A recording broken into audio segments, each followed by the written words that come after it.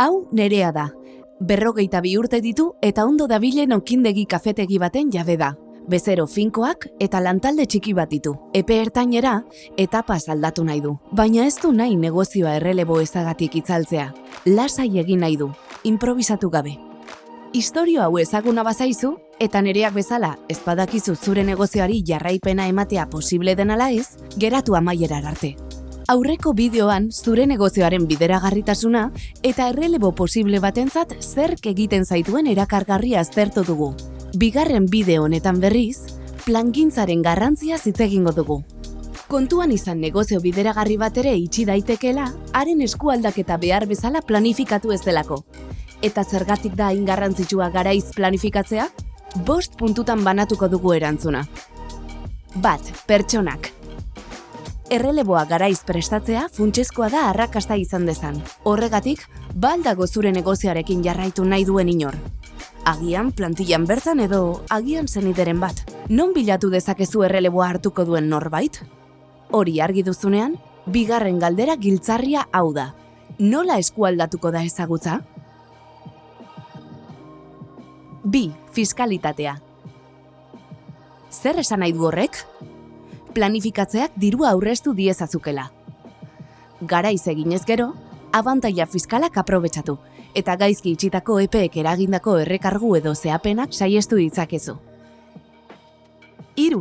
Segurtasun juridikoa. Hemen, galdera ondorengoa da.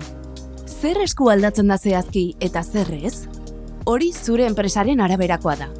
Adibidez, langileak badaude, zer gertatuko da plantillarekin? Hornitzaileekin kontratuak badituzu, zer gertatuko da haiekin? Eta zure kasuan lokala zurea ez bada, alokatuta baduzu, zer gertatuko da alokairu kontratuarekin? Lizentzia eta baimen guztiak ordenean aldaude? Hau planifikatzeak jarraipena prestatzeko aukera emango dizu. Nork zer hartuko duen bere gain, zein egunetatik aurrera eta zer baldintzatan. 4. Finantza lasaitasuna. Hemen aurreikuspen simplea ari gara. Zer diru sarrera espero dituzun, zer gastu eta zer ordainketa dauden aurretik. Horrek zure negozioaren balorazio errealistagoa izatea ahalbidetzen du, eskualdaketa negoziatzea erraztuz.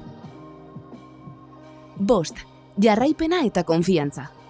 Ondo planifikatutako eskualdaketek, etenak saiesten dituzte, eten batek fakturazioari eta negozioaren ospeari eragin diezaiokelako. Planifikatzea gainera, negozioari jarraipena emango dion pertsonari akonpainamendu periodo bat ematea ahalbidetzen du. Egunerokoaren funtsezkoak diren alderdiak transferitzeko, hornitzaileak, prozesuak, bezeroak.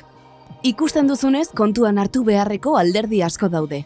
Orain badakizu zergatik komeni den garaiz planifikatzea eta zer dagoen jokoan amaierarako uzten baduzu. Istorio hau ezaguna egiten bazaizu eta Nereak bezala zure negozioari jarraipena eman nahi badiozu, hurrengo bideoan negozioaren oinarrizko elementu bati buruz hitz egingo dugu. Lokala. Eskualdaketa ezberdin alda lokala alokatuta edo jabetzan badago?